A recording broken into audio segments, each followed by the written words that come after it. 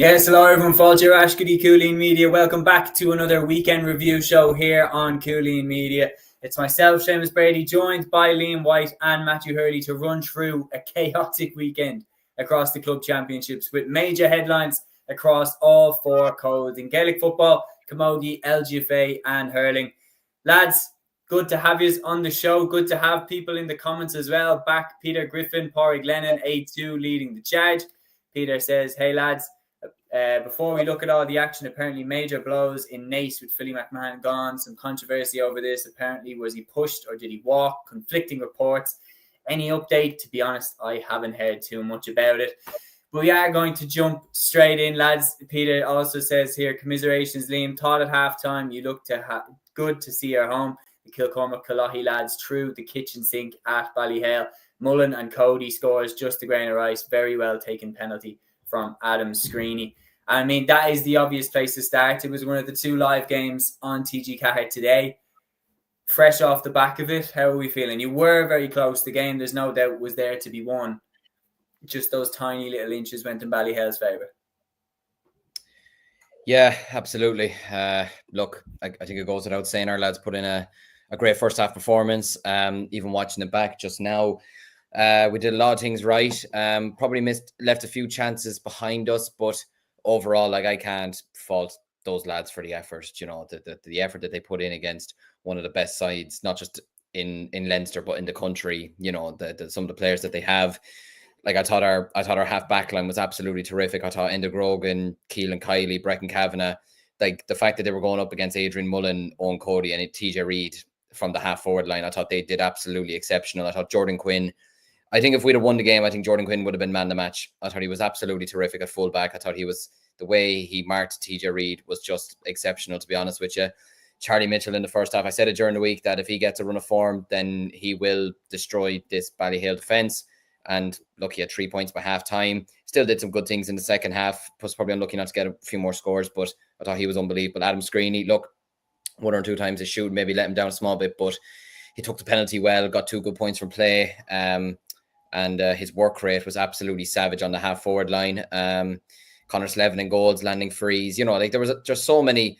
Daniel Diggy Hand, Jack Screeney, the midfield. I just thought there was so many positives from our team today. You know, the way we hurled in the first half. Look, second half, Ballyhale took over. Owen Cody, Adrian Mullen, they were poor in the first half. They took over in the second half. You had Mullen at wing back as well, who was pushed up to wing forward in the second half, had a really good game as well. You know, and look, it's just unfortunate that we've gone out this way, because I think we showed today that we can compete with these teams and that we can put it up to these teams. Yeah, look, it's just a shame. You know, I thought we had it. But yeah, look, it's just unfortunate the way it turned out in the end. But look, congratulations to Ballyhale. You know, they're a terrific side, and yeah, they'll be very hard bet now, not just for Leinster but for the All Ireland now in the next number of months. They will be hard bet. There's no question about it. A2 weighing in on the game says ref on the take for Ballyhale. Inexcusable what happened at full time, but understandable anger and frustration from Kilcormac players. That particular individual apparently has a reputation. Jail time, in my opinion. He says that situation, there's no question about it. That situation, the individual involved did let himself down in that instance. The GA need to be very, very careful with situations like that. You cannot allow people on the field in that regard. And the thing is that we've seen it in the Ulster final as well, not with any fans necessarily throwing punches, but in terms of fans being all of a sudden right in and amongst a scrap happening between players, it can get really, really dangerous. And the GA need to make an example out of this situation and make sure that everyone knows that this type of behaviour is not acceptable and cannot be allowed under any circumstances. The reality is, on this game, lads, just looking at it, because I watched it in full, and in the first half, I thought Kilcormac were looking good. I thought they were answering everything that Ballyhale threw at them. They got the penalty, well taken by Screeney. Half time, I was confident that Kilcormac had what it took to go on and win. But Matthew, I think when you're looking at the game, it's that third quarter for me where Kilcormac went 10, 11 minutes into the second half without scoring, and Ballyhale, their shot percentage in the second half, they went from hitting 7 wides in the first half to hitting only 3 wides in the second half. They were much, much, much better. And TJ pretty much converted every free that he was given. I think he was given more frees than Ballyhale deserved, but he still converted them. And then you see things even like how Screeney was fantastic, but instances in that 10-minute spell where he hit the free and Dean Mason kept it out. And just instances like that was telling me that it was starting to tick towards Ballyhale. It was just the whole second half performance, to be honest with you. Like, you look at Ballyhale's shot conversion rate in the whole second half, it was 18 shots, converted 15, 83%, and it was under 50% in the entire first half. They were just exceptional. I thought Ballyhale in the second half, like Owen Cody was hitting nearly everything over the bar. I said the group chat maybe at half-time that Adrian Mullen wasn't playing to his usual standards, 3 shots, 3 misses, but then straight away in the second half, 3 shots, 3 scores. Like, he turned it on just like that. TJ Reid converted nearly every free that he got. I thought Niall Shorthall was a menace all day, corner forward as well. And their defence, I thought the likes of Richie Reid cleaned up very, very, very well in that defensive line. And the key moments, Ballyhale won it. And even the puck outs as well. Like, I thought Kilcormac did well up until half-time at certain aspects, but I thought their puck-outs needed to be cleaned up in the second half, because Ballyhale were absolutely dominating that sector. I think at half-time, I think it was 17 puck-outs for Ballyhale. They've won 15 of their own, and not just hitting them short. Like, they hit them blunt to TJ or hit them blunt to Owen Cody, and they were winning it every time. But Kilcormac didn't sort that problem in the second half, whereas Ballyhale sorted their problem in shooting in the second half. So I think that was the major difference in getting over the line. Look, Kilcormac, you can't doubt their quality, or you can't doubt their effort and their will to go on and win the game. But the thing is, Ballyhale just looked a serious team, and they looked like a team on a mission in many ways. They looked like a very good outfit. And even when Kilcormac got a few scores, even from the goalkeeper Conor Slevin, they tried to get trying back into the game, but then Ballyhale just got a score right down the other end. I just thought Ballyhale managed the game very, very well, and they got over the line, in fairness, because of that. I just think their shooting accuracy in the second half was a main decider in how they won the game. And when you see they're facing Clough Ballacolla in the semi-final, you would fancy them to win that game. And when you look at, I know Fianna will talk about them in a little bit, but with the Fianna losing, the Leinster Championship is now well open for Ballyhale to go on and win it for another year for them. So yeah, it was a brilliant performance by Ballyhale. They sorted out their problems in the second half, whereas while it's harsh on Kilcormac that I'm saying this, but they just didn't sort their problems in the second half, whereas Ballyhale did, and that was the difference in winning and losing. Yeah, I think as well, just talking about the end of the game one more time, just to go back to it, the referee, I thought some of his decisions were slightly confusing, especially in the second half, the amount of frees that went Ballyhale's way. But it was so obvious watching the game that it was going to kick off. 5.5 minutes into an additional time of 4 minutes, and he's doing a throw ball. And I was like, this is going to kick off. Everyone can see this is going to kick off. The scuffles are breaking out already. Blow the game up.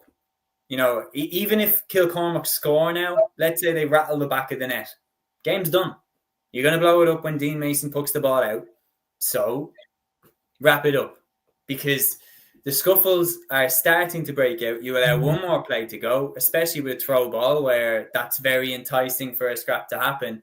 And then we see the fan run onto. Now, obviously, the fan running onto the field is not the referee's fault, but in my opinion, the game should have been blown up before that throw ball went in. Game was done. And I think the ref should have made the judgment call in that moment that, like, this is going bad. Let's just wrap it up here. The other thing as well, Liam, obviously you're a Kilcormac man. It goes without saying, one fan doesn't represent the club. And apart from yourself and your family, like, there's a lot of good people in Kilcormac, Callaghy, and Offaly champions, worthy Offaly champions, and no doubt you will be back. Peter here saying Kilcormac, Callaghy's work rate was very high. They fought a good fight. Ref was poor. And A2 saying no disgrace whatsoever for Kilcormac. Ballyhale are getting to at least the All-Ireland final, in my opinion. A2 coming in there saying Ballyhale looking good. There is no question about it, Matthew. You mentioned it there. With Nafina gone, like, all of a sudden now it's opened up for Ballyhale. And having seen how they have overcome Kilcormac, overcome Erne Gaels, overcome Thomastown, and now with Nafina being gone, I don't see anybody stopping them for Leinster. Do you? I probably maybe St. Martin's. Like, you can't discount St. Martin's either. Like, the performance they gave against Fianna today was absolutely superb, and they have some brilliant players like the Jack O'Connors of the world and Rory O'Connor, and Wexford Hurling shouldn't be slept on. Like, the way they've structured the club championship this year and last year, I think has benefited their clubs. Like in the previous few years, why were Wexford clubs struggling is because their champions were announced in August and they had 2 months without a game. But now you have the Wexford champions. They have momentum. They're going into the Leinster Championship flat to the mat. And even last year against Fianna, many people forgot this, but they really tested Fianna. And I thought the way that that was in Parnell Park as well. It was, yeah. And Martin's arguably probably should have won that game. So I know we're probably going to that. But you look at Ballyhale, yeah, they do have some superb, talented players. I think they'll get to the final. And I think Martin's will probably get to the final as well by beating Naas at the other side of the draw. I think Martin's and Ballyhale is going to be an interesting game at Clough Park, though. There's no Dublin side now. Ballyhale haven't played in Clough Park for a number of years. Martin's obviously haven't really in their entire history. So it is going to be very interesting to see that kind of dynamic. And in Leinster final, obviously, with the greatest respect to the likes of Naas and Clough Ballacolla. But I think Martin's will have a say in the championship just yet. You look at the semi-final as well. They'll be facing a Munster team in the All-Ireland semi-final. Whether that be whoever it is, Ballygunner, SARS, Lockmore, Castleknock, Éire, Guinness, that's still going to be a difficult test for Ballyhale Shamrocks too. So look, I don't think it's set in stone that they'll go all the way to the All-Ireland final. It's not set in stone that they'll win Leinster. The performance they gave today with their puck outs and with their shooting accuracy would suggest, and the players that they do have, would suggest they're on a mission at this present moment in time. But I still think Martins will have a story to tell just yet. They're still a very good side. They're being slept on. They were slept on probably by us during the week, Martins, to be honest with you. They are a very good side and they will take a lot of beating from Ballyhale. But I don't think the Leinster Championship is wrapped up just yet. Not just after today. There's still a lot of work to do. There definitely is. And that brings us on nicely to that game. Let's tie in that game with the discussion. So obviously, the reigning All-Ireland champions, Fianna, have fallen by the wayside. Another defending All-Ireland champion in the club championship is no more now in the club championship. St. Martin's knock out the reigning All-Ireland champions, Fianna. Huge result from the weekend. Obviously, last year they played in Parnell Park. Martin's did run them close, but Fianna got through that day. This time, the result has been reversed. St. Martin's get revenge. Fianna are out. Liam, this is definitely shaking up the club championship. Yeah, and it's a real shame we're gone out because I definitely would have fancied us to maybe go on and win it potentially after this. But yeah, look, it's an unbelievable win from Martins. Do you know what it was? During the week, I was getting a weird feeling that Martins could potentially win it, but I was nearly too afraid to say it on camera because I was thinking, do you know what? Fianna, the way they got over the line against Martins, the way they destroyed Kilmacud Crokes, and just are really playing good hurling at the moment. I had a feeling that maybe instead it would be Fianna. I was nearly too conflicted, to be honest with you, thinking who would win this game. And then, yes, look, I'm not shocked that Martins have won. That's the truth. Like, I thought last year's game was extremely 50-50. And it could have gone either way last year watching it. And look, Martins are a very, very good side. Look, they won the Wexford Championship on a day that was very tough to play in. And they dogged it out. It's their second year in a row winning it. And like you mentioned, they have some really, really good players in their team. They have some brilliant forwards. I mean, you look at their top scorers today. Rory O'Connor with 9 points, 3 from play. Barry O'Connor finished with 1-2. Jack O'Connor got 4 points. You know, there were just some savage performances from the lot of them today, and obviously from some of their defenders as well. But yeah, look, it's a brilliant win for St. Martin's to get themselves over the line like this against a really good Fianna team to have players like Sean Curry, AJ Murphy, Colin Curry, Donald Burke, all these types of players. It's a savage way to get to a Leinster semi-final. And I do agree, look, Naas are a good side. I'd never write them off, especially with the way they've been going the last couple of years. But I did see how Martins beat them last year. They kind of bet them very comprehensively in St. Gallen's Park. And this time they're going to have, I believe they have them at home this year. So I kind of agree. I feel like it will be a Martins Ballyhale final. And it's no disrespect even to Clough Ballacolla, because I think Clough Ballacolla are going to give Ballyhale a lot of, held in the semi-final. But I just think Martins, I think they're a very, very good side. I think they hurl really, really well. And to take down the All-Ireland champions like this is what we love about the club championship, to be honest with you, that you have all of last year's All-Ireland finalists now, aside from Sarsfields, all gone. It's absolutely insane to think. It's unbelievable. And look, fair play to St. Martin's, you know, that to come back from the defeat last year, to get over the line, and to take down the All-Ireland champions on what was probably, I don't know what the weather was like down in Wexford. I can imagine it wasn't maybe the best of weather. It's an unbelievable victory for them. And yeah, like Matthew said there, it'll be a very interesting Leinster final if it does go the way that maybe we expect between themselves and Ballyhale Shamrocks. But yeah, Wexford hurling at the moment is in a much better, the club hurling scene's in a much better place than it was 2 years ago. And yeah, fair play to St. Martin's.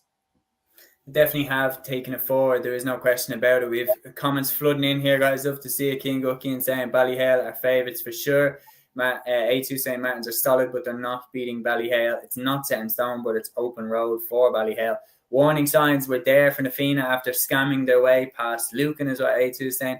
Pádraig Lennon talking about the Connacht quarter final. Desi Keneally with 110, obviously from Moycullen. They'll beat Leitrim Gaels handy next week. He says Peter Cook has still to come back for them. They'll take some stopping Moycullen. I think a potential Connacht final. I think after seeing Ballina against North London Shamrocks, just seeing the match reports, everything like that, obviously because I haven't seen the game actually live, I would favour Bridget's to win that one. I think it probably will be a Connacht final of Bridget's versus Moycullen, which would be a cracker. Peter says Fianna were poor in the Dubs final. Martins will take Naas in Wexford Park. And Peter has a question for the rest of us. Lads, from what you have seen in the Club Hurling Championship so far, what's your power rankings? Now, obviously, Matthew, I'm not going to ask you this. Obviously, Matthew being involved with SARS. Liam, myself and yourself, power rankings of, what would we say, 5? So right now, we'll do our top 5 power rankings for the rest. So this is always good fun, and it will divide opinion. So at this moment, so on the 9th of November, Liam, what is your top 5 right now left in the Club Hurling Championship? Power rankings time. Let's go. I would say Ballyhale first. I'm going to get hate for saying this. I would say probably Sarsfield second, Ballygunner third, Loughrea fourth. Fifth, I would probably say Schlockneil from Derry. Yeah, it's very hard to look past St. Martin's after they took out Fianna. It's really hard to look past them. It is. I just think after watching even Schlockneil a lot more closely last year against Sarsfields, I thought they were really impressive. And the way they took down Rory O'Cushendall as well, I was really impressed with them. People must think I just have a vendetta against Ballygunner. I don't. I just don't think they're as good as people rate them to be. I still think they were fortunate to beat in the Piercig. I thought the way Sarsfields took them down last year was really impressive. I think Sarsfields could beat them next weekend. Do you know? And I'm not just saying that because Matthew's here, but the evidence was there last year. And yeah, I don't know what it is. They're just a team that I feel have underachieved so much over the years for all the success that they've had. But yeah, look, Loughrea could easily be second as well, considering there probably would be maybe favourites to reach the All-Ireland final, just by judging by the draw that they have. But I think Ballyhale Shamrocks, the experience that they have, the players that they have, I'd be ranking them first still, to be honest. Yeah, I think I don't like this. You kind of piss people off. Be glad we didn't qualify it. Just said us first. Yeah, no. A2 has come in with his 1 to 4. He says Gunner, Ballyhale, SARS, and Loughrea 1 to 4. And then for just think Gunner and Hale are the better teams right now. Pádraig Lennon saying Loughrea should be top 2. They should have beaten Fianna last year. Stephen says, I thought the St. Martin's Fianna game in Parnell last year was very close. It was a brilliant game, but Martins have nothing to fear now going in now, including Ballyhale. We don't fear Kilkenny down here, especially at county level. Wexford don't fear Kilkenny. Peter saying number 1 SARS, number 2 Loughrea, 3 Ballyhale, 4 St. Martin's, and 5 Ballygunner. For me, right now, I said that Ballygunner would win the All-Ireland from the beginning. So I am going to stick and put Ballygunner at number 1. After today's game, I was very impressed with Ballyhale Shamrocks, the way they battled past Kilkerrin Clonberne, so I'll probably put them in at number 2. Loughrea have impressed me a lot, so I'll probably put Loughrea in at number 3. SARS, you can't you can't deny how impressive they were winning Munster last year, making it to the All-Ireland final, and they've looked good so far, winning the Cork Championship. So I put Sar's in at 4. And due to their dominance in Ulster and how good that they have been over the last 2 years, I'll put Slaughtneil in at 5 as well. I don't know, is that identical to yours, Liam? It's kind of similar with 1 or 2 changes, but yeah, that's. And then, like, right in there at number 6 is St. Martin's. Like, right in there. I find it, to be honest, I'm very tempted to put St. Martin's in for either number 4 or number 5 after beating the Fianna today. They're extremely, extremely impressive. I'll make mine a power 6. Fuck it. St. Martin's in at 6. But yeah, it's very, very, very hard to separate. A2 says it perfectly here. There's very, very little between the top 6, 7 teams. Anyone can beat anyone, really. Aidan Sand says 1 Ballyhale, 2 Ballygunner, 3 Stars, 4 Loughrea, 5 St. Martin's. It's hard to argue with that 5, to be honest. Yeah, but very, very good question, Peter. Thank you for that. And that's our power rankings done. We're going to move into the rest of the Leinster quarterfinals and give them a shout. So, Matthew, in the 2 other quarterfinals, we had big wins for Naas, obviously over Mount Leinster Rangers at Cullen Park. Naas won 2-17 to Mount Leinster Rangers' 1-17, while Clough Ballacolla beat Castletown Geoghegan by 2-16 to 20 points in O'Moore Park. So, as it stands, Clough Ballacolla go into the semi-final against Ballyhale Shamrocks, while Naas will go up against St. Martin's.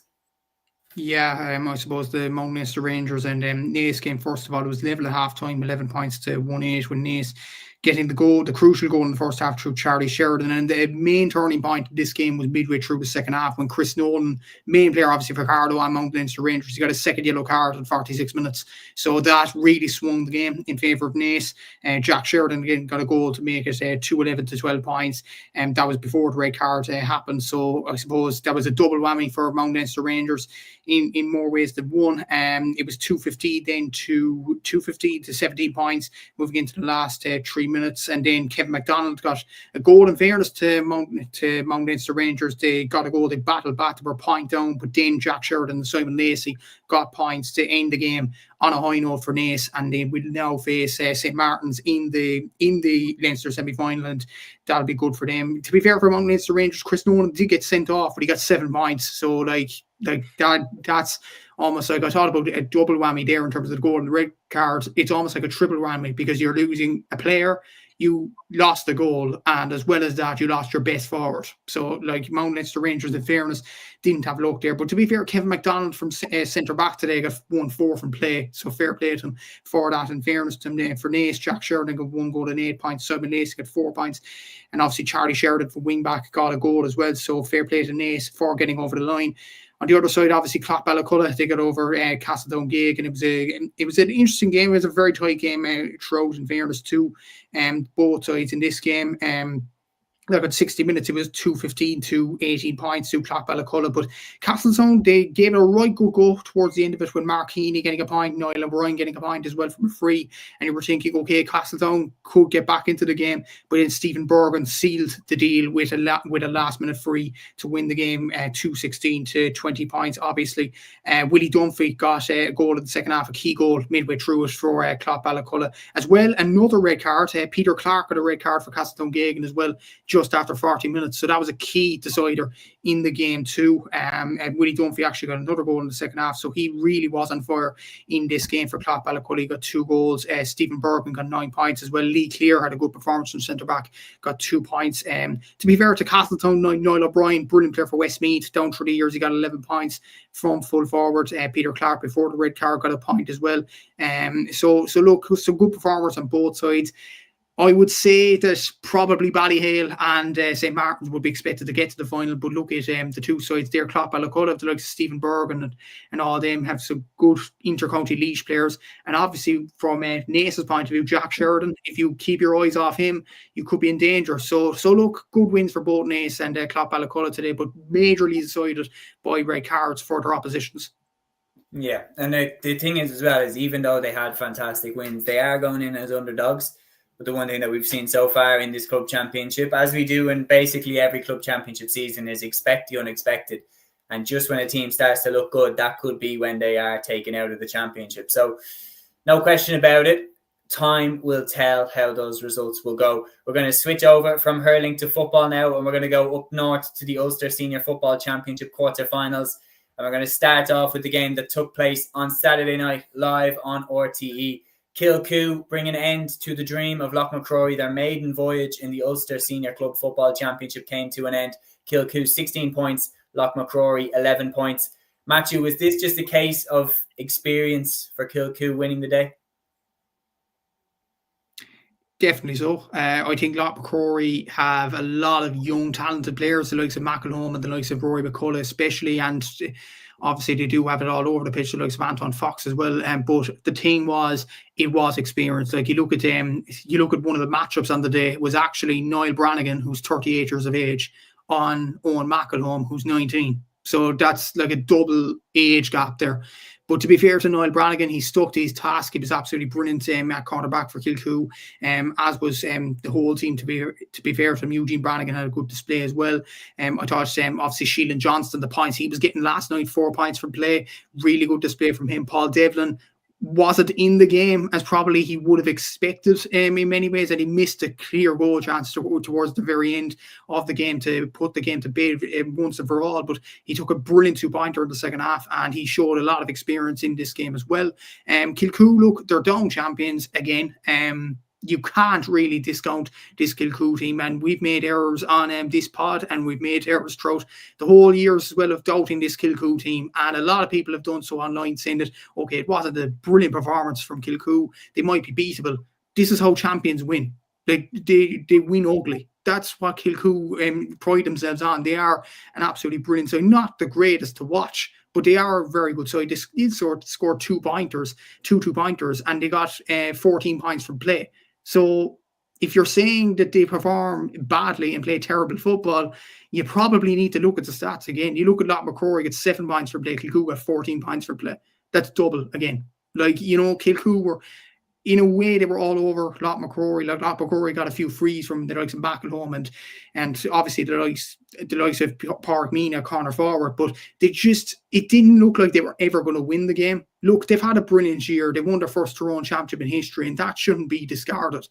It's been a brilliant year for them, but they were way off the pace last night. I just feel like, and that's not a criticism in many ways. It's just a fact that Kilcoo were just so good.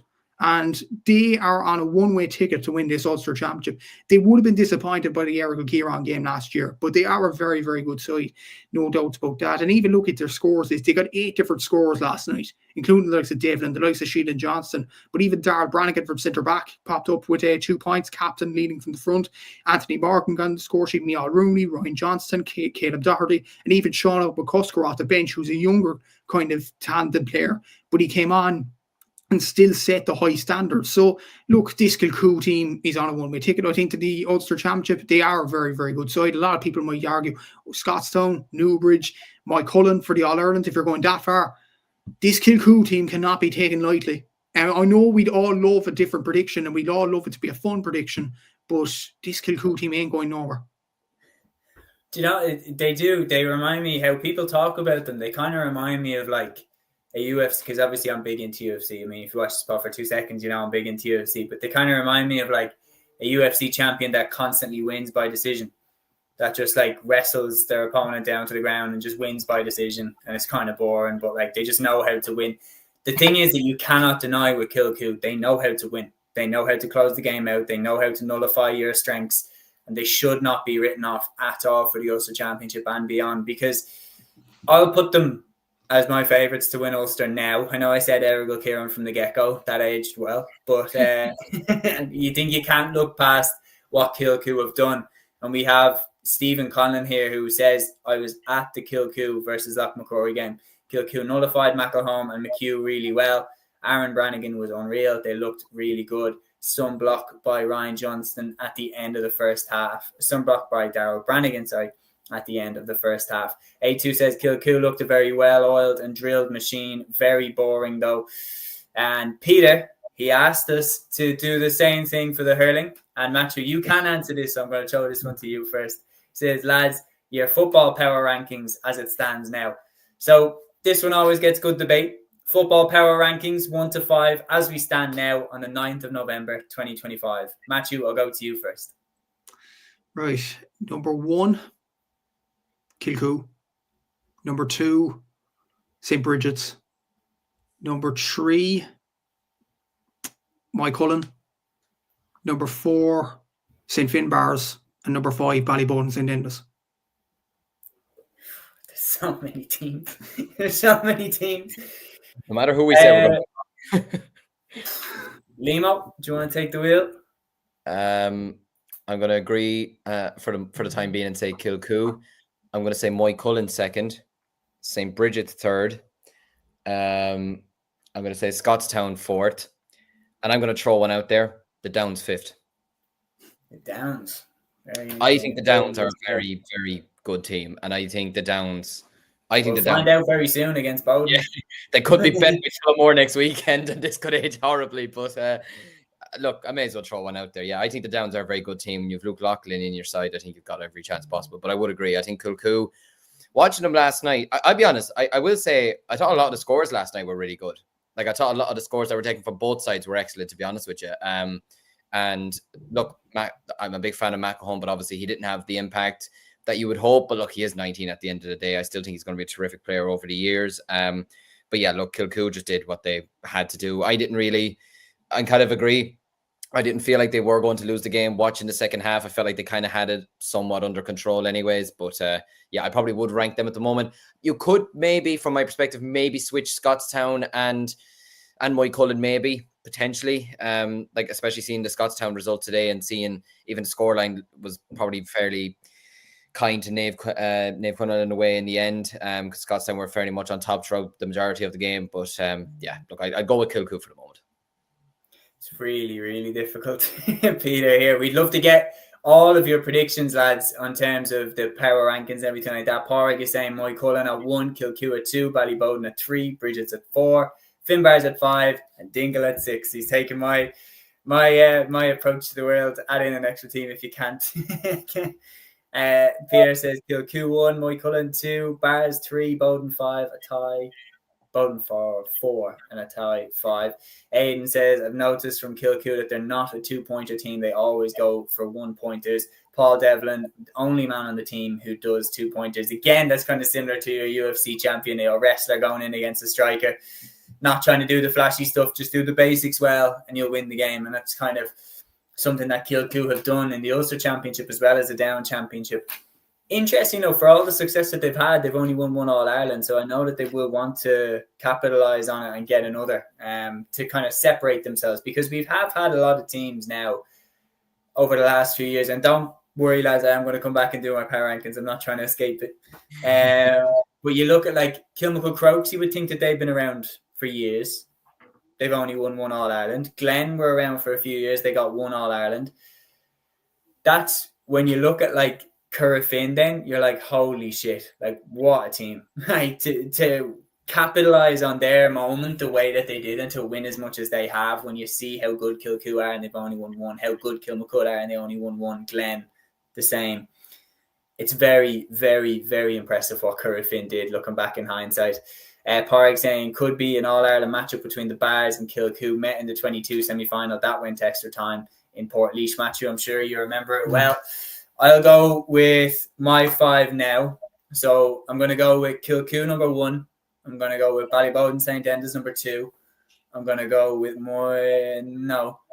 going to go with St. Bridget's number 3. Moycullen number 4. And I'll actually go with Dingle number 5.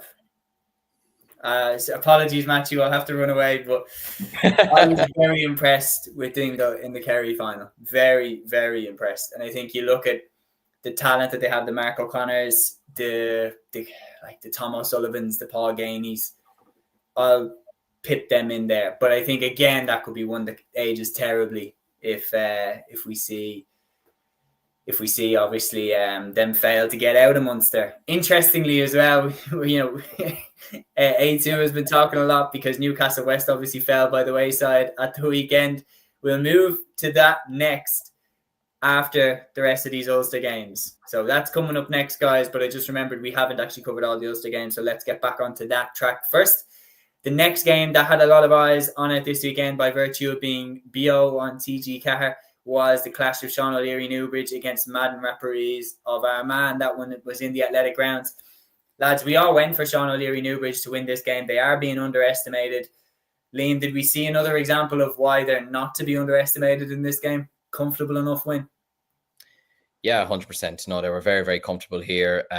At halftime, it didn't look that way. It was fairly evenly matched. It was only 8 points to 7, and you felt it maybe could have gone either way, but they started pulling away in the second half, and they showed a lot of grit and determination to pull away from Madden. And look, in fairness to Madden, look, you know, it was coming into their first Ulster campaign. Maybe a lot wasn't expected of them, maybe to a degree, I don't know, but yeah, look, I would probably describe it as a professional performance from Sean O'Leary's, to be honest with you. You had Oisin Doherty, who got 5 points. Eamon Young got 2 points from wing forward.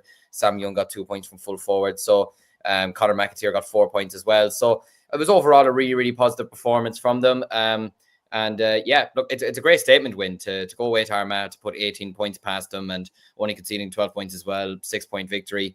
It's almost like, you know, kind of job done, you know, more than anything else. And they'll take a lot of confidence from this going into the next round now. And they certainly shouldn't be written off, you know, and like as we say with the club championship, you could just never write any team off. You can't write any club off. I would probably still rank Scotstown and Kilcoo above them, but it wouldn't surprise me in the slightest if this Sean O'Leary's team did manage to get to an Ulster final or potentially win it. And it's unfortunate for Conor Grimley, who got 8 points, and Niall Grimley as well, who are two fantastic footballers. And obviously you have Kieran Rafferty as well, very, very good player as well. Cottle Donnelly, you know, a lot of really good players in their team. But look, you know, they still had an unbelievable year winning the Armagh Championship, and the way they won it in the final as well. So they won't take any shame from losing this, I don't think. Well, they had a great year. There's no question about it. They had an amazing year. But again, similar to Loch McCrory, it was their first maiden voyage in the Ulster Championship, whereas Sean O'Leary's Newbridge now, it's their second year in a row here. You know, they've doubled down on winning the Derry Championship, and now they want to go further. And Matthew, it did look that way. Like, even the final few minutes, it was kind of tame. Like, you knew that Newbridge had done enough to get over the line. And again, when you see Kilcoo beating Loch McCrory, all of the attention is going to be on them. Scotstown, the way that they beat Naomh Conaill, again, Scotstown, I've noticed they're a team that tend to get a lot of hype behind them quite quickly. Sean O'Leary Newbridge is just going about the business, and they're into the final four. I wouldn't be wanting to face them. No, not at all. And like as Liam said at halftime, it was 8 points to 7. Like, it was very, very tight. But then there was a spell in the second half where they went up 14 points to 10, and they were well over the hills and far away by then. Like, you look at their second half tally compared to Madden's, it was 10 points to 5, and that was a big pile driver in getting them over the line in the second half. And when you have the likes of Conor Grimley scoring 8 points out of a possible 12, you just can't rely on one particular player to do all your scoring for you, and ultimately that came a crupper for Man. But to be fair, as you lads have said, they've had a fantastic year. They should be very proud of themselves. First Armagh Championship in their history, and I'm sure they will look back at the 2025 in fondness for them. But this Newbridge team, I've said it in the previous podcast, they're on a mission. It's the same as Kilcoo. They're on a mission. They would have been disappointed last year losing to Clonmel. They would have been desperate to get kind of attention and maybe prediction attention to themselves, because they've beaten Watty Glen in the final last year. They beat Schlottneil in the semi-final this year, and they beat Magherafelt in a final this year. They've beaten the big three in Derry over the last 2 years, and they've won 2 Derry championships in a row. Probably the least noticeable 2 in a row in Derry in history, because nobody is talking about it whatsoever in the media. They're going about it the right way. And when you look at like the players that are standing up, the different variety of players in many ways, Oisin Doherty got 5 points, Conor McAteer got 4 points, Eamon Young and Sean Young got 2 points each. Conor Doherty didn't score today, but he went about his business brilliantly. Patrick McGrogan, 2 points. The other McGrogans in the full back line got a point each as well. The full back and the cornerback. So, and Mark Doherty, I know he got brought off late on, but is still another key player for Newbridge. And on another day, he could excel. So look, Newbridge will not fear Scotstown in the semi-final. They will not fear them whatsoever. This is a Scotstown team. Yes, they beat Naomh Conaill today, and they were competitive. They were comprehensive in many ways in the first half in particular. But this is a Scotstown team that are capable of losing the run themselves in many ways. This is a team that conceded 5 goals against Kilcoo last year. So Newbridge will be thinking that at the back of their minds, thinking this might be a scalp that we can get. Nobody's expecting anything out of us. And in a way, that is the best way to go into an Ulster Championship semi-final. Nobody's expecting anything. And I think Newbridge are a team to fear because of that. Yeah. That game, I remember, like, Kilcoo scoring 5 goals against Scotstown, just to go back to my analogy of the wrestler and everything like that with Kilcoo. That was like when Khabib landed a right hand on McGregor and nearly knocked him out. That was like, holy shit, like they can, take the brakes off and really let their attack go wild. It's just, they tend to just manage out games very well. And the thing is about Kilcoo, just to bring it back to them, is they play the game, and maybe Sean O'Leary Newbridge were taking a leaf out of that book in this game, because they weren't going, I didn't feel watching, they weren't going 150% in the last 5 minutes. They were very much managing it out. You look at the way that Kilcoo play the game, they're gearing themselves up for a marathon, not a sprint. They're trying to make sure that they keep everybody fit, keep everybody healthy, and go for the sprint when they need to. And they'll let loose when it comes to the semi-finals or the Ulster final or the All-Ireland final. Peter is saying here, shout out to Wooly managing the Portlaoise over 35s to the Tommy Griffin tournament in Dingle. Defeated his pundit Aaron Kernan's Cross McGlenn in the final. Yeah, Matthew, you have stats up for that game, don't you? But anyway, we're going to move on to the next Ulster quarter final, which was, of course, the clash of Scotstown against Naomh Conaill. Now, Matthew, you did weigh in on that game briefly, so I am going to throw that one to Liam. Look, Naomh Conaill were picked to cause some problems for Scotstown. It didn't turn out that way. No, it really didn't. And look, I was keeping up with the game while I was at our game, just keeping up with the scores, whatever. And I was actually kind of surprised, not by Scotstown, but more by Naomh Conaill. I thought they might have put up some bit of a better challenge, especially in the first half. Like, they were 2-10 to 6 points up at halftime, which I wouldn't have said that going into this game. I wouldn't have said that would have been the scoreline at halftime. But you got to give credit to Scotstown. Look, they're a terrific side. I think last year's, I'm still kind of freaked out by last year's game against Kilcoo. Like, it doesn't feel like it was real because nobody expected the game to go that way.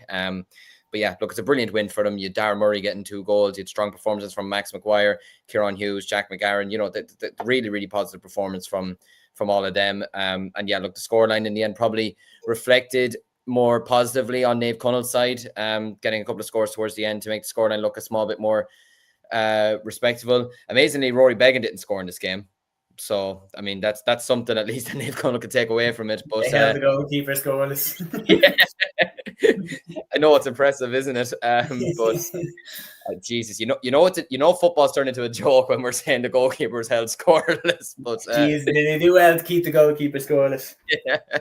But I know, look, fair play to Scotstown, though. It's a great victory for them. And yeah, look, they'll take great confidence into this, knowing that they put in a good, solid first half performance and probably let off the shackles a small bit again in the first half. Might be disappointed to only score 6 points in the second half, but when they had the game sort of wrapped up by halftime, I suppose you can afford them that freedom to sort of do that. And yeah, look, they're going to take some beating in the semi-finals.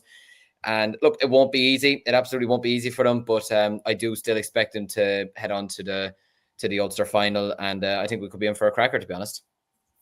It's going to be something else. The way that this plays out is going to be sensational. And another team, Matthew, that flew really under the radar coming into the quarterfinals this weekend was Erne Gaels, belief the Fianna champions, obviously with Declan Bonner there at the helm, but 3 quick goals against King's Court. The game obviously did go to extra time, but Erne Gaels overcome them. They're into the final 4. They are going in to their clash definitely as underdogs, but they've definitely made a statement with this win. They definitely aren't. Like, they were 3-4 to 3 points up at halftime. And I was looking at this score on Ulster here on X, and I was like, this has to be a 20-point story.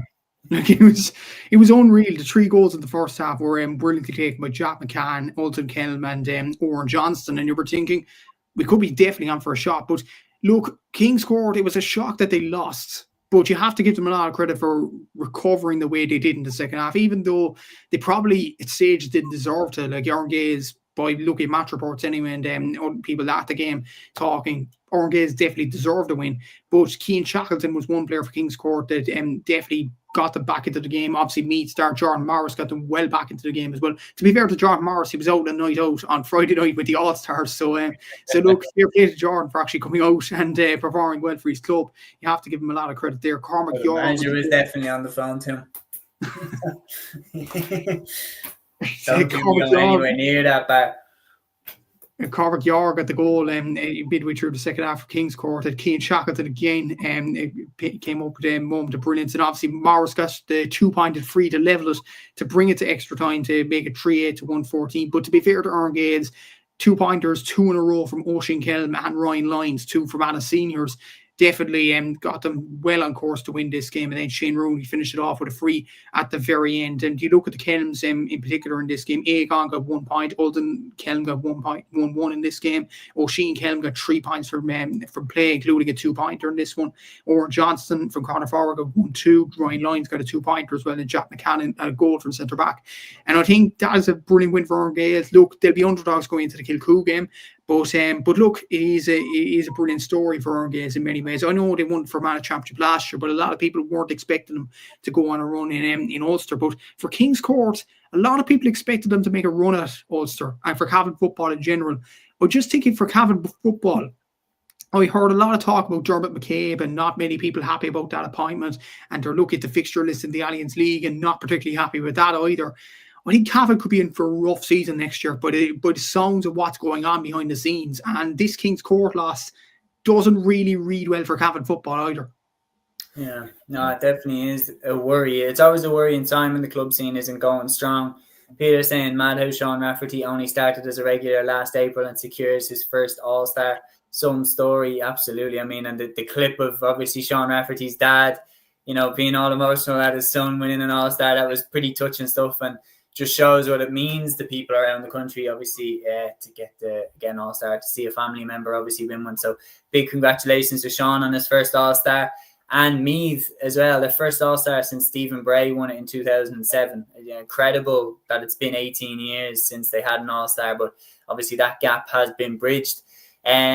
So yeah, Ulster Championship quarterfinals wrapped up. Just a quick prediction, lads. What do we think the final is going to be? I'll start. I'm going with, and I'm saying this bit of a bold prediction, but it's in line with what I've been saying all year. I think Newbridge are going to turn Scotstown over.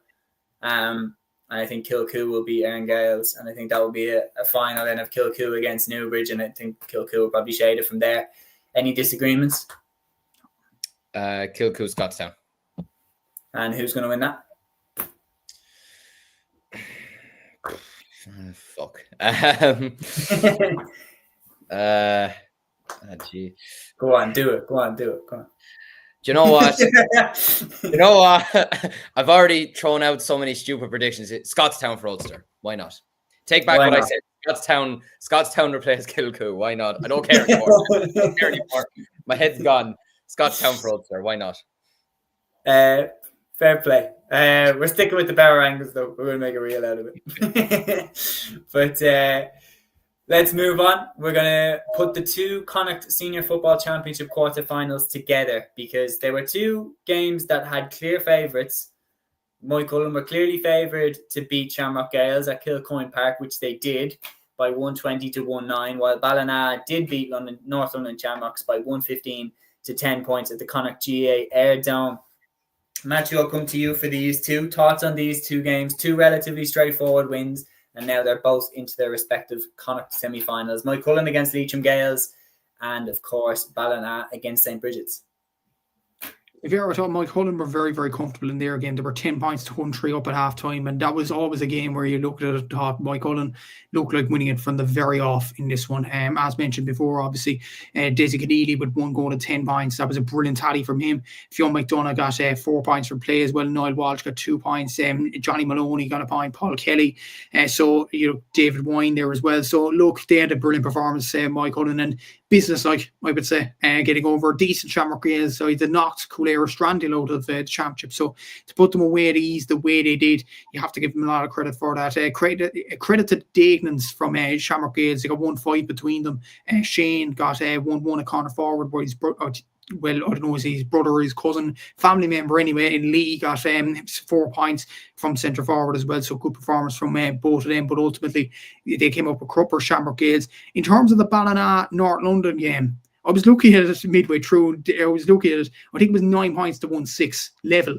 And I was thinking, Jesus, I knew Mayo club football wasn't in the greatest state, but losing to North London Shamrocks or even drawing to them, geez, that must be a turn for the bus. It went to the point, lads, where I actually asked ChatGPT, when was the last time a London club won a Connacht Club Championship game? And the software anyway said that they never did so. So what a stat that would have been if North London Shamrocks did get over the line. I don't know, obviously ChatGPT has a lot to develop in many ways, but like that would have been a storyline in many ways. But ultimately Ballina did get over the line, and it was 10 points to 1-7 on 40 minutes, but then 2 2-pointers in a row from Frank Irwin and 3 2-pointers actually in a row from Frank Irwin, Mike Murray and Ben Thornton turned the game completely on its head. It was 113 to 10 points going into the last 10 minutes, and from there Ballina definitely stemmed the tide a small bit.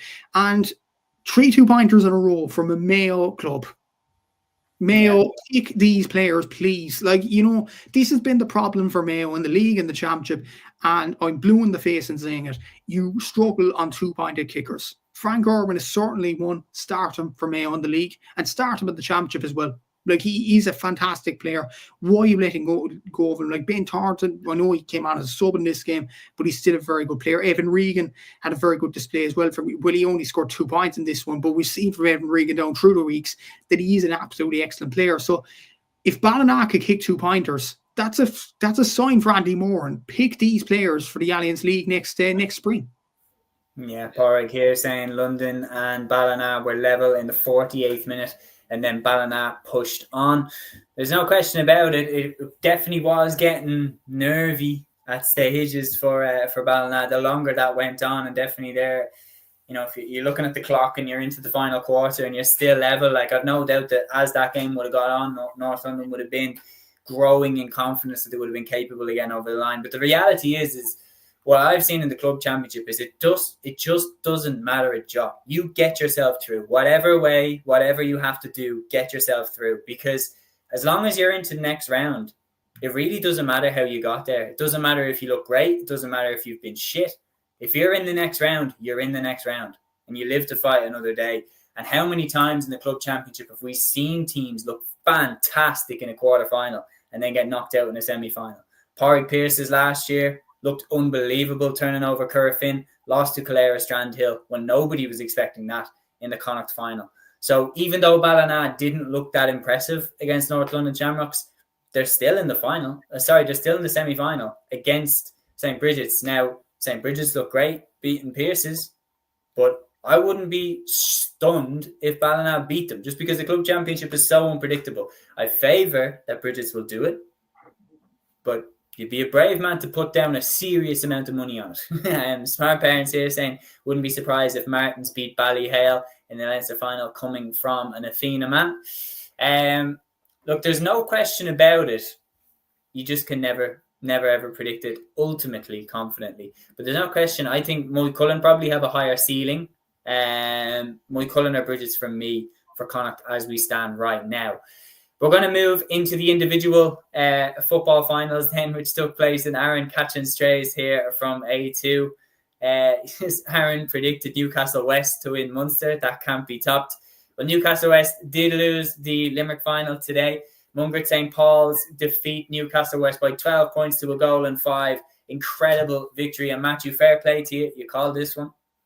Yeah, and to be fair, I just didn't see Newcastle West winning the Limerick Championship, not because I wanted to annoy Aaron in many ways, but I just feel like this Newcastle West team, they lost the Limerick Championship last year and Éire won it, and I feel like their run of success was coming to an abrupt end. And Liam did mention over the last few weeks, one of their star players is Mike McMahon, who's 40 years of age.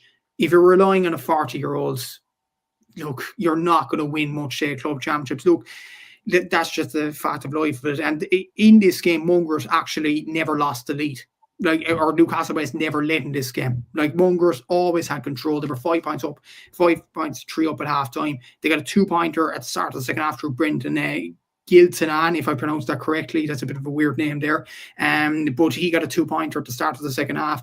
Owen Hurley got a goal for Newcastle West, and they were a bit jittery then. You were thinking Mungret might be on the ropes a bit, but to be fair to the likes of John Hutton, who got 4 points from frees today, he definitely had a good display. He got them right back up the horse, and he drove them on to victory. The likes of Shane Barry got 1 point from foot forward.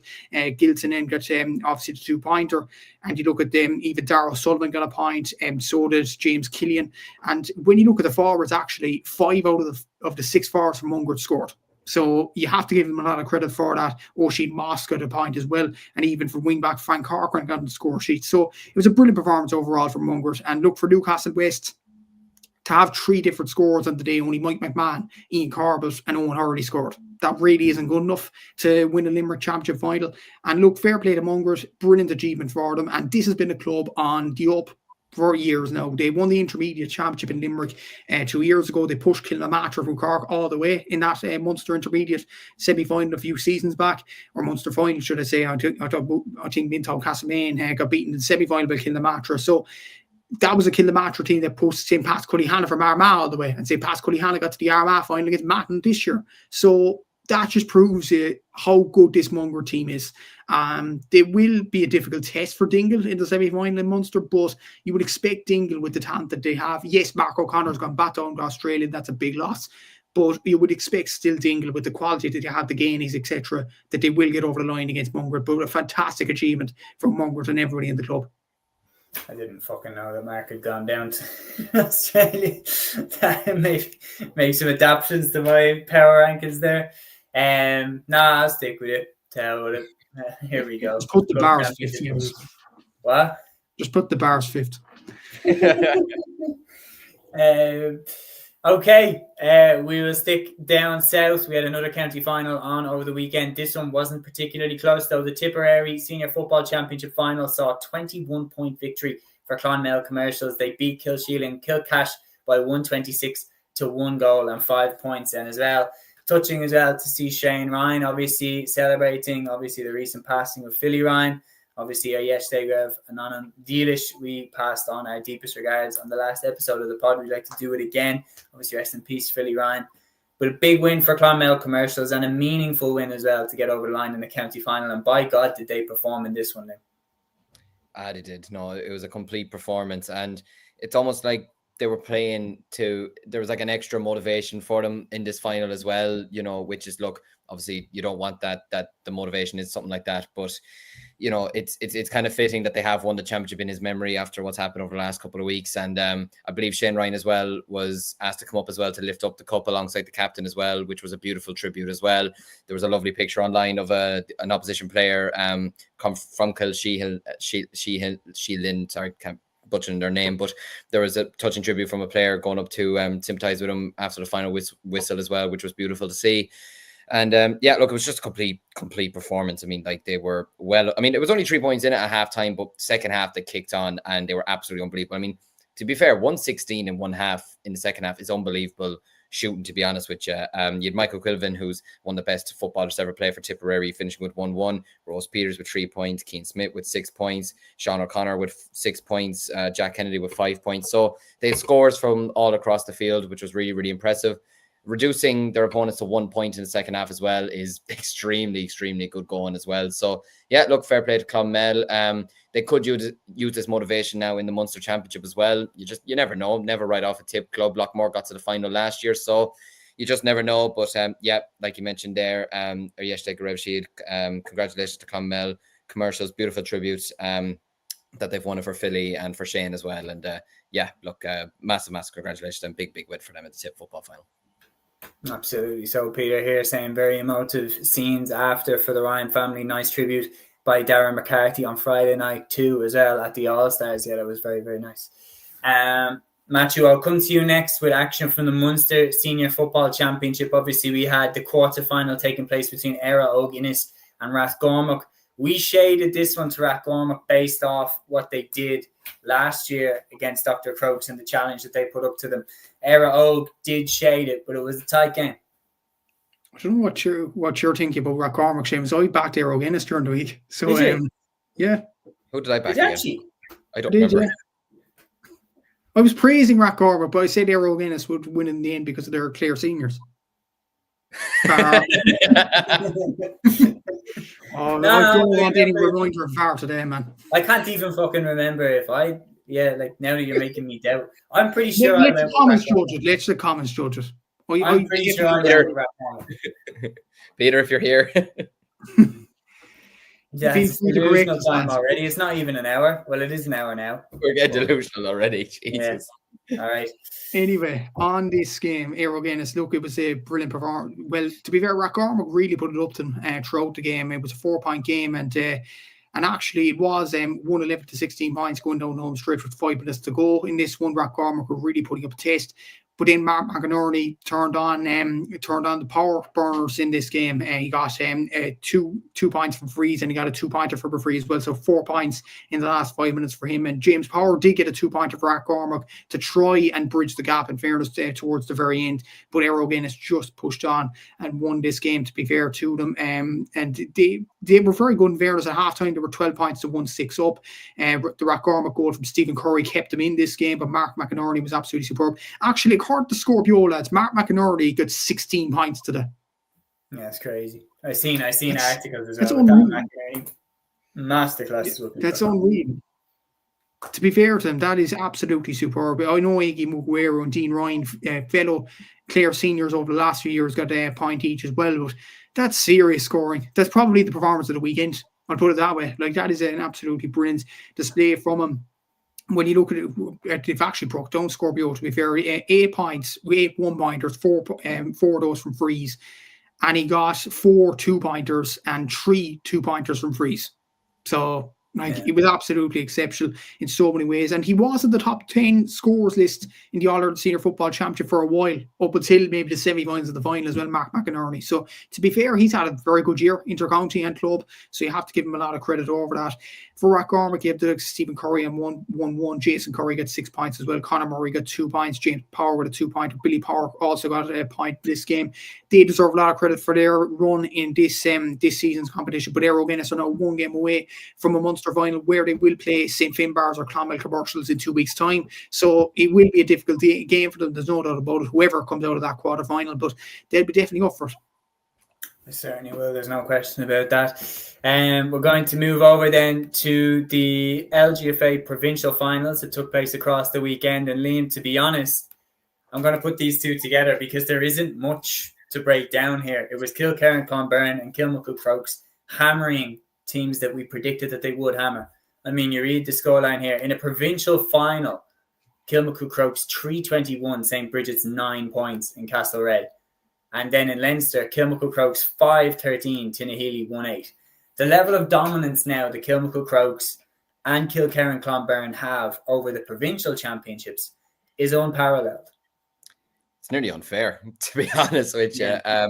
Look, we did all back Kilkerrin Clonberne to beat Bridget's. And I think did you say to me that did St. Bridget's have a chance? I think I just simply said no. And well, there's your answer, really, to be honest with you. It was not even close. You're always looking for an angle to build a game, but when I'm asking you, do they have a chance? That means, to be honest, I don't think they do. I'm just like... You're just hoping someone else maybe think they do? Because I don't. Like, when your opposition players are scoring more than the opposition team, it's never a good thing. Do you know? Like even Noon got 1-8 and St. Bridget's got 9 points. Do you know what I mean? That was the difference. Like, that's the difference that you have in the two teams anyways. Like, their skill, their structure, and ultimately their experience as well. They're the best side in the country, probably still at this stage. And to win a provincial final by 21 points, look, I don't think there needs to be like a structural change or anything like that. I just think Clonberne are in a period of they have an unbelievable squad, an unbelievable set of players, and they probably won't be beaten. They won't be beaten in Galway anytime soon, and by this day, they won't be beaten in Connacht anytime soon. To be honest with you, it's that's 8 in a row, like provincials, like whatever about winning 8 inter-counties in a row, 8 provincials in a row is absolutely scandalous. To be honest with you, it's an unbelievable. Like, do they even celebrate anymore, or is it just like you'd often have bus parades going around your towns? Are they just simply just gone home now tonight, just gone, yeah? It's like winning a challenge match at this stage. But look, still fair play to them. It's an unbelievable win, even though getting 1-8. Lindsay Noon getting 2-1, Chloe Missile getting 5 points, Niamh De Villy, who's an unbelievable player, finishing with 3 points. So yeah, congratulations to Clonberne. And yeah, as I mentioned with Kilmacud during the week, if you're beating Dunshaughlin by 10 points, then I don't see Tinahely taking them down, despite I thought they were impressive in their semi-final win, but again, just not close really in their final either, to be honest with you. It's an unbelievable win from Kilmacud Crokes. Probably expected to be the All-Ireland final, or they don't meet in the semi. Do they meet in the semi-final? I'm not sure. On separate side of the draw. Oh, well, there you go. To be, yeah. Isn't it? It's going to be the final again, if we're going to be frank and honest about it. And yeah, look, it's unfortunate for Tinahely. You know, it was great to see them in the final, but when you have Niamh Cotter in your team, when you have Éire Rutledge in your team, you know, you're going to go far. So yeah, look, congratulations to the two of them, and I fully expect this to be the All-Ireland final now, to be honest. And the key for Clonmel Crokes, just from being commentating on the Dublin LGFA final, the key for me for Clonmel Crokes is Alba Davern. At centre half forward, everything in that game went through Alba Davern, and I think in a tight game, she's very likely to be the kind of quarterback almost of the team that like everything goes through her. Or Éire Rutledge, to be fair, gets on a lot of ball as well. Kate Murray gets on a lot of ball. Aoife Kane gets on a lot of ball, but they have that kind of midfield diamond of Aoife Kane, Doireann Egan at midfield, Kate Murray at midfield, and Alba Davern at 11.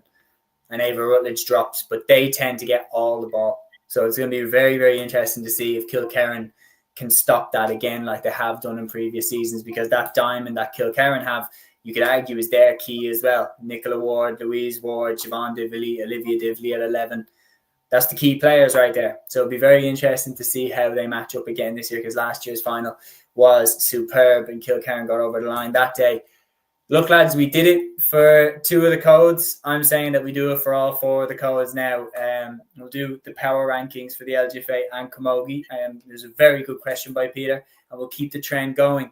Power rankings for the LGFA, now that the Connacht and Leinster championships have been finished. Kilkerrin obviously winning Connacht and Kilmacud winning Leinster. Matthew, I'll go to you first. Power rankings for the LGFA, top 5. What have you got? Obviously there's 5 teams left, so it's pretty easy. Number 5, St. Orkney's Money Glass from Antrim. Number 4, I'm going to go Éire Gaels Tyrone. Number 3, Comer Rangers Waterford. Number 2, Kilcoo Scotstown Dublin. And number 1, Kilkerrin Clonberne Galway. I know it's a bit boring, but look, that's it. Yeah. I maybe you could switch Comer Rangers, maybe to 4th, maybe, but that's. Can I get you 5? I would say the same as Matthew, only I'd be maybe small bit hesitant on switching Comra and Aaron, but at the same time, probably not. I would say Kilmacud Crokes 2nd and Clonberne 1st, yeah. So you run us through the 5, please. For fuck's sake. Kilkerrin 1st, Kilmacud 2nd. I'm gonna go. I'll go Aaron 3rd, Comer Rangers 4th, and Antrim 5th. Okay. I'm going to go with Kilkerrin Clonberne 1st, Kilmacud Crokes 2nd, Comer Rangers 3rd, Éire Gaels 4th, and St. Orkney's 5th. I know that's exactly the same as you, Matthew, but I feel like it's very, very hard to see past Kilkerrin and Kilmacud. I think Comer Rangers have been very, very good. And then we'll see what happens with that Ulster final. And if Éire Gaels or St. Orkney's get a very impressive win, it'd be hard to see past, upgrading them maybe into 3rd place. Peter here agreeing with us, literally on the money agreeing with us. Kilkerrin, Crokes, Rangers, Éire Gaels and Orkney's. We'll move on then, and Manchu, I'm going to throw this one to you. We also had the Munster Senior Camogie Championship semi-finals over the weekend. St. Finbarr's and De La Salle. You called this one spot on, myself and Lehman, for Turles Sars. But St. Finbarr's getting past Newcastle West in their semi-final. This one was a little bit ropey. Extra time was required. St. Finbarr's winning 2-19 to Newcastle West's 3-14. While in the other side, De La Salle beat Turles Sarsfield's 2-21 to 3-16. So the Munster final will be St. Finbarr's against De La Salle. What are you expecting from this one? It's going to be a very tight game, and as well as that, with the Newcastle West and St. Finbarr's game, more than extra time was extra time. as me and Liam have discussed in this podcast over the year as well, I'm not first of all, before discussing the game, I'm not a fan of this. I think you've seen with the game yesterday, I think it was Ellie Wolf, the player for Newcastle West, number 7, actually went down with an injury twice in that extra time.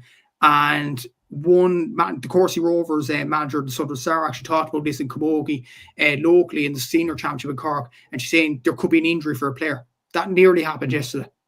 So you're like, it's bad for player welfare. It's unfair in many ways for the likes of Newcastle West, who put in so much effort into that game yesterday and provided a brilliant performance to be here. So, I'm just not a fan of it. I'm not a fan of it. Either you go to a replay, or you have 25-meter pucks, or you go to penalties. It's as simple as that. You don't do extra time. It's just not fair on the players. Look, the Bars won't complain. They won the game. Saoirse McCartan got a point near the end. So did Ciara Golden and Orla Callahan to finish off the game in this game. And Saoirse got 1-9 in this one. Keith McCarthy got 4 points. Emer Hurley came on off the bench and got 1-1. And after Emer Hurley's goal, you were thinking they were 6 points up. The Bars are going to close it out now. This is in normal time. And then all of a sudden, Karen O'Leary strikes a goal for Newcastle West, and you're thinking, okay, this is a bit ropey now. And then Kate Ambrose has a free between the two 65s. She plants it in, all the way in, and it drops all the way into the back of the net.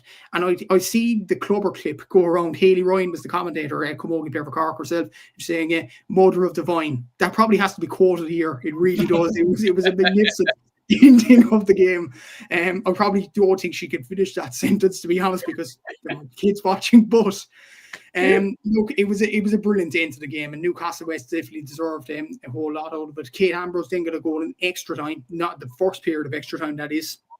And I was thinking the Bars are on the ropes here. But to be fair, the likes of Saoirse McCartan, the likes of Orla Callahan, they stepped up in this one and they got over the line in the end, in the extra time after that. But when you looked at Newcastle West had 38 shots in there, the Bars had 31.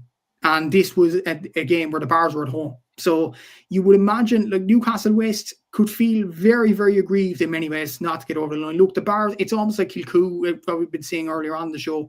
Good teams normally find a way to win. And that's what the Bars did. They are a group of very good players. The likes of Maeve Callahan, Orla, Saoirse McCartan, Kate Wall. They have some very good players.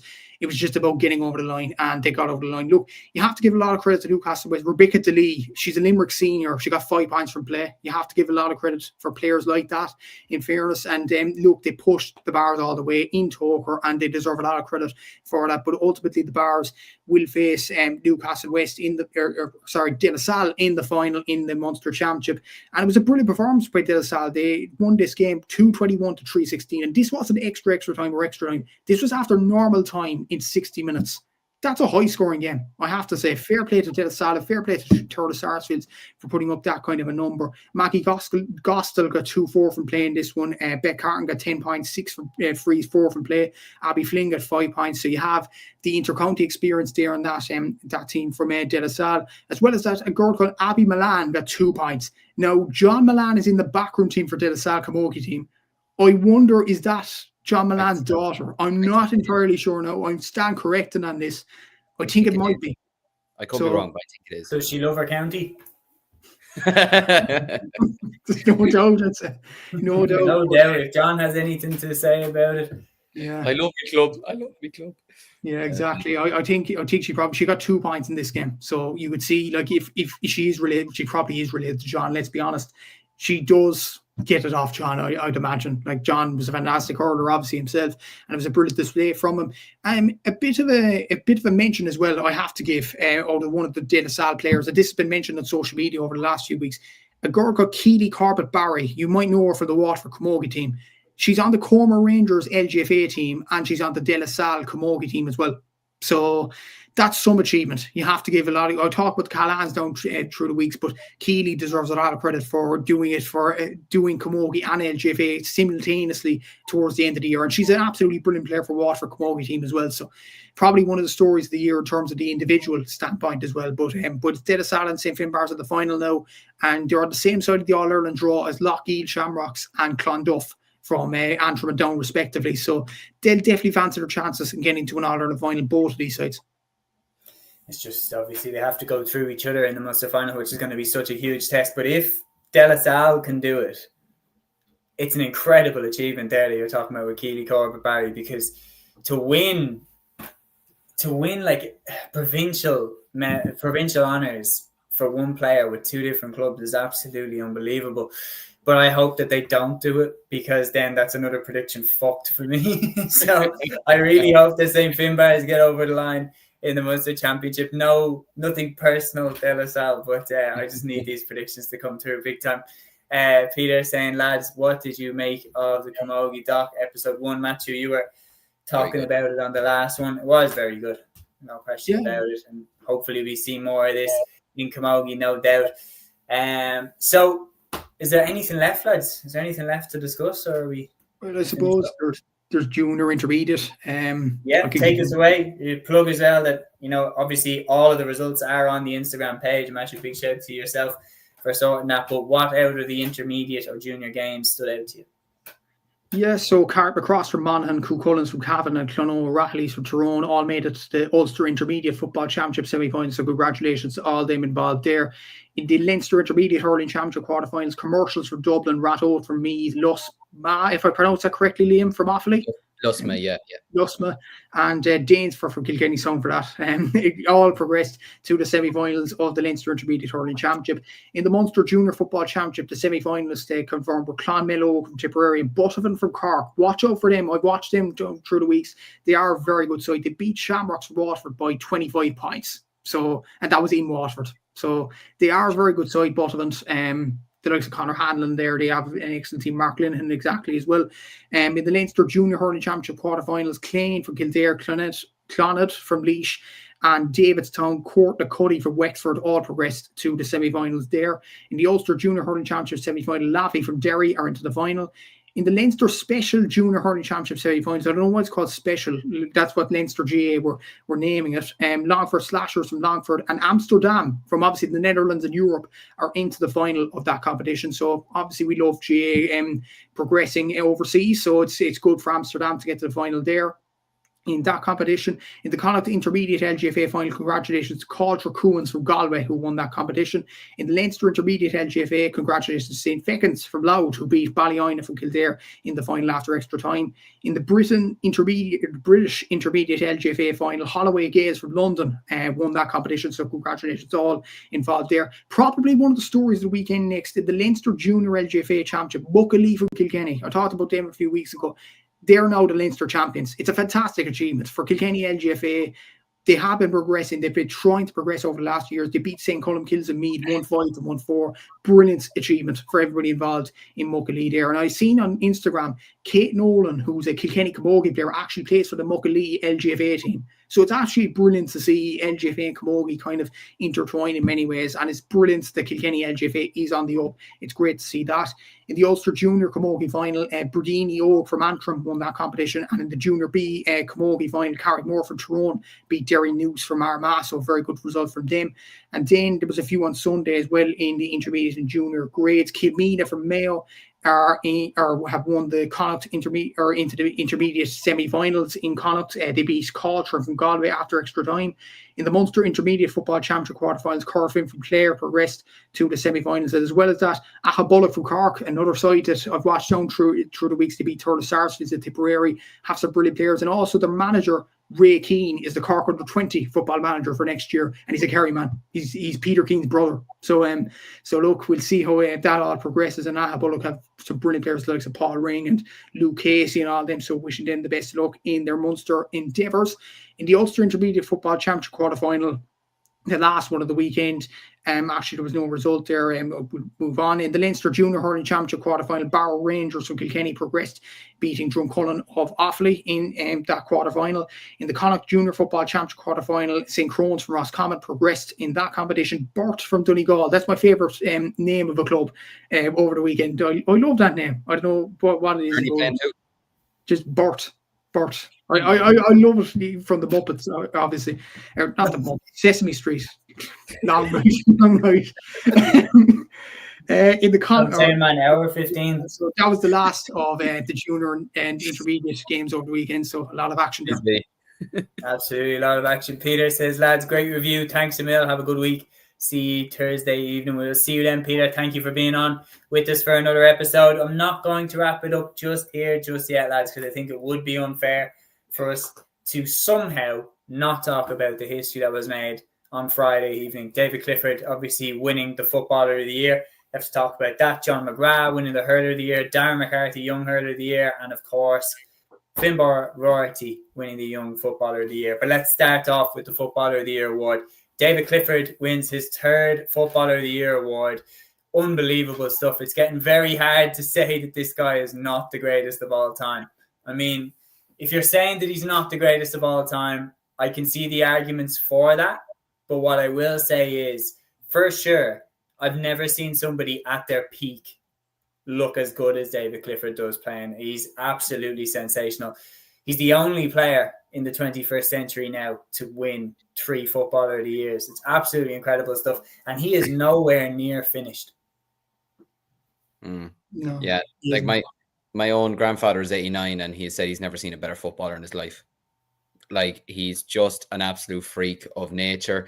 And like you said, his best years, this is the worrying bit, his best years are probably still ahead of him because he did the way he played football this year was something that I'd never seen the likes of before. The rallying call from the Cavan game, and even just before that, he was probably the one Kerry footballer before that didn't deserve like any sort of criticism from anybody, to be honest with you. Like, from the very first game he played this year, I believe, was it the Tyrone game he played in the league where he got the hat-trick, he meant business from that moment on. And he's just unbelievable. Like, I think he touched the ball. That game kept Kerry up as well. Like, in hindsight, because the league was so packed that year, that game got Kerry into the league final when it was all added up at the end. And like, I'd say he touched the ball, 5 times, 4 or 5 times in that All-Ireland final. He finished with 7 points. Like, that's just freak of nature stuff. And the way he glided past the Tyrone defence to get his first goal in the semi-final, the 7 points, including the unbelievable one underneath the Davin stand, or near between the Davin stand and the Hogan stand against Armagh. Like, I've never seen a footballer like him. Having watched him in the flesh on a number of occasions now, especially in Croke Park, he's an absolute joy to watch. And for me, look, whether he is right now, it's obviously that's up for debate, but I do think he's going to end his career as the greatest of all time. I think it's hard to argue with that, Matthew. No, it isn't at all. He's an absolutely freak of nature, to be honest with you. And even look at his tallies this year, 8 goals and 62 points in the championship. Like, even I put up the statistics after the All-Ireland final as well, and the top scores would play down through the years. Even in old money, Clifford wipes those numbers. He got, I think it was 8 goals and 48 points from play, 8 goals and 36 points in old money, which is absolutely exceptional. Like, one of the top scores from play down through the years, I think it was Clough Ballacolla in a total of 212. That just wipes the total. You know, it's absolutely incredible in so many ways. He's just an absolutely incredible footballer.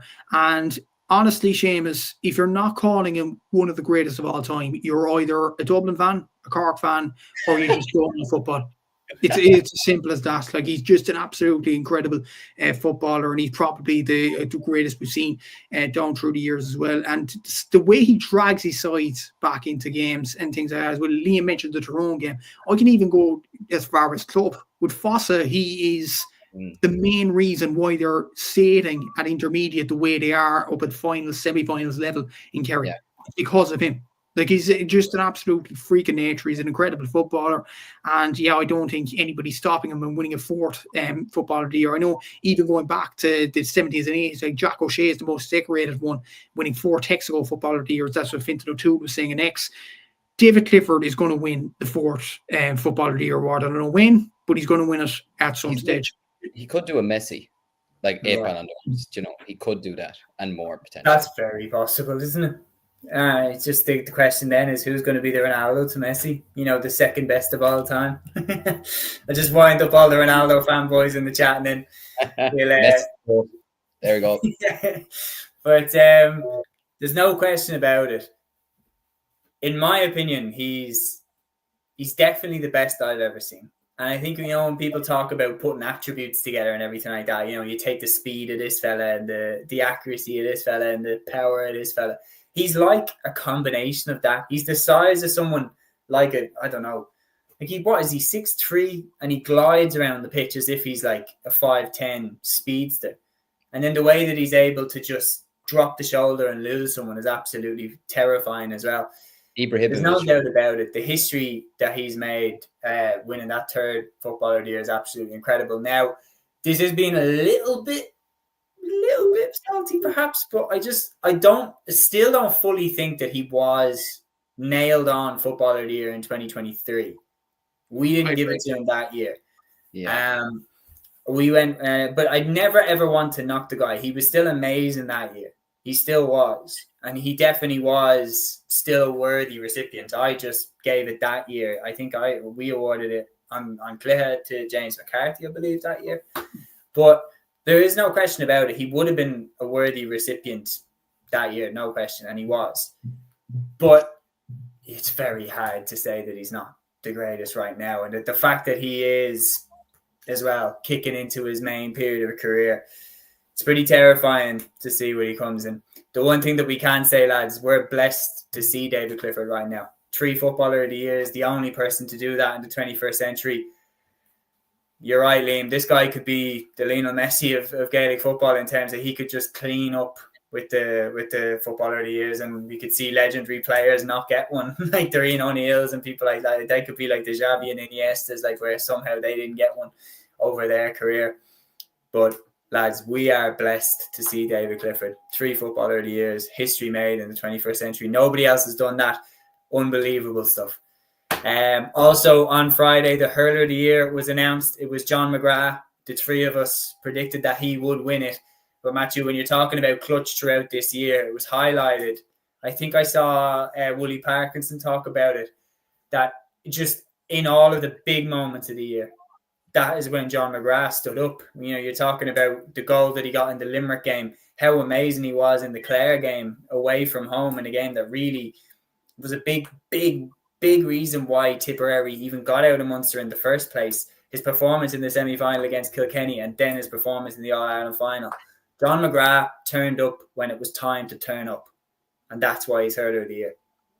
Exactly so. And you looked at even the top scorers from play, like he was joint top with Keane O'Sullivan with 7 goals and 16 points. And even the context of those goals that he was getting, the 2 goals against Clare about blowing Zimmer Boymet, obviously. And obviously the 2 goals that he got in the All-Ireland final against Cork, like the one he got at his last goal actually, where he flicked it beyond Patrick Collins, like that was just a brilliant piece of magic. And 2 goals as well, I think, against Limerick as well in the Munster Championship. Like, he was on fire throughout the whole season. You look at these scoring tallies throughout it, like even these full forward partners in crime, the likes of Darren McCarthy and Jason Ford were absolutely sensational as well. And it was just brilliant, absolutely outstanding in so many ways. He was just a brilliant player in John McGrath, and he certainly deserves us, considering like the effort he puts in, not just for Tipperary hurling, but for dual commitments as well, for a lot more Castlemaine football. Like, he's just a sensational hurler, sensational full forward, and like he's had well, he's definitely fulfilled his potential, but he's had that potential at club level in a lot more Castlemaine, where you're like, this guy's unplayable whenever he gets like a run on a team. But this year he was just absolutely exceptional. And I think, look, a lot of people might argue Jake Morris deserved it. RT certainly argued the case of Jake Morris, but I said from the very get-go, for the very moment the final whistle went in the All-Ireland final, John McGrath is going to get Hurler of the Year. He's just been absolutely exceptional. Crucial moments, clutch moments in crucial moments of the game, and yeah, exceptional player, and well-deserved Hurler of the Year. Absolutely so. And Tipperary kept the Hurler of the Year nominee for the young category as well. Darren McCarthy was named Young Hurler of the Year. Liam, he had an interesting year. There's no question about it. It was highs and lows definitely for Darren McCarthy. But again, similar to John McGrath, taking a leaf out of that book, when it came to the big stage, come of the hour, come of the man, Darren McCarthy lit up the All-Ireland final. And I think he's a worthy recipient of Young Hurler of the Year. Yeah, look, he had an unbelievable debut against Limerick in the Munster Championship. Got a goal. Like, the red cards were unfortunate, and I don't think that is his character, to be honest with you. But it shows that the game is progress, and that we are giving Young Hurler to a player who got red cards throughout the season, because we said, look, that doesn't reflect the player that he was throughout the season. A goal in the All-Ireland semi-final against Kilkenny, 1-13 in the All-Ireland final. And let's not forget as well, won an under-20 All-Ireland with Tipperary as well, won a Munster under-20 as well, was very good on the freeze against Kilkenny in that final. So, I think, look, Robert Doyle would probably still feel like maybe to a degree he could have won it. Maybe if Limerick had gone a bit further, Adam English could have been in with a good shout. But I think looking back on it overall, probably a good decision to give it to Darren McCarthy. He's been absolutely excellent all year. And yeah, he has a big, big future ahead of him, not just for Tipperary, but for Finbarr as well. Got them to the final last year. Obviously came up against Loughmore Castellani this year, and it just didn't work out for them. I think it was the quarter final stages that they were beating them by. But Loughmore are just unbelievable side at the moment. But he has a big future ahead of him. So yeah, congrats to him. Yeah, Aidan here saying he's only a young fella. He's going to make some mistakes. Not perfect. Still deserves he still deserved Young Hurler of the Year. I do think you could tell he was just a bit of a hothead in the game where he got sent off against Cork inside the first 30 seconds. I think he was just baited in. It was like a red rag to the bull. Had the game started? The game hadn't started. Yeah, you're right. The game hadn't started. But I thought it was just red rag to a bull. He just got dragged into stupid shit, and he let his kind of inexperience get the better of him there. But there's no question in terms of talent and the level of performance he got to in that All-Ireland final, it's hard to deny it for him. One person who didn't have any real low points over the course of the year was Finbarr Roarty, who won Young Footballer of the Year. Matthew, this guy is a superb talent, and when you were looking at you have to remind yourself when you're watching him that this guy is still 19 years old. The guy he plays like he's a 30-year-old veteran who's been around the game for 10 years.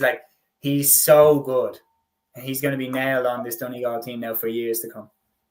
Yeah, exactly. He was absolutely exceptional throughout the whole year. And I suppose last year Jim McGuinness came under fire in the Ulster or the McKenna Cup, actually, the pre-season competition, where he played Finbarr as an 18-year-old and he wasn't allowed to do so. You could see why Jim actually played Finbarr Roarty even at 18. He's just a really, really good player. So assured, so calm. And what's the best thing out of a cornerback is you go unnoticed throughout the whole game. And that's what Finbarr did throughout the whole season. Nobody noticed him making errors defensively. No one noticed who he was on or anything. He just went about his business quietly, and he was just a really good player. Obviously, Naomh Conall won the Donegal Championship as well. I know they were disappointed to lose to Scotstown, but he had a brilliant year club and county this season. So look, he had an absolutely brilliant season, in fairness to Finbarr. And look, he's 19 years of age. It was his first year at senior. You have to take that into context as well. He had a brilliant season, and well-deserved Young Footballer of the Year this year. Yeah, very, very well said. So lads, that brings an end to our episode here. And it was a busy one. Lots to unpack there, from club championship action and reacting to the All-Stars as well. And of course, the Player of the Year awards. But that is the end of our episode. We thank you, everyone who joined us over the course of the episode. My thanks to Liam and Matthew for jumping on with me. Thank you especially to anybody who commented and got involved in the discussion. It really helps to make the episode as good as possible. We will be back on Thursday evening at 8 p.m. for another weekend preview show of all the club action that's coming up next weekend. And we'll be talking about the GA news that comes out as well between now and then. But until then, enjoy your week and take care. Instinct.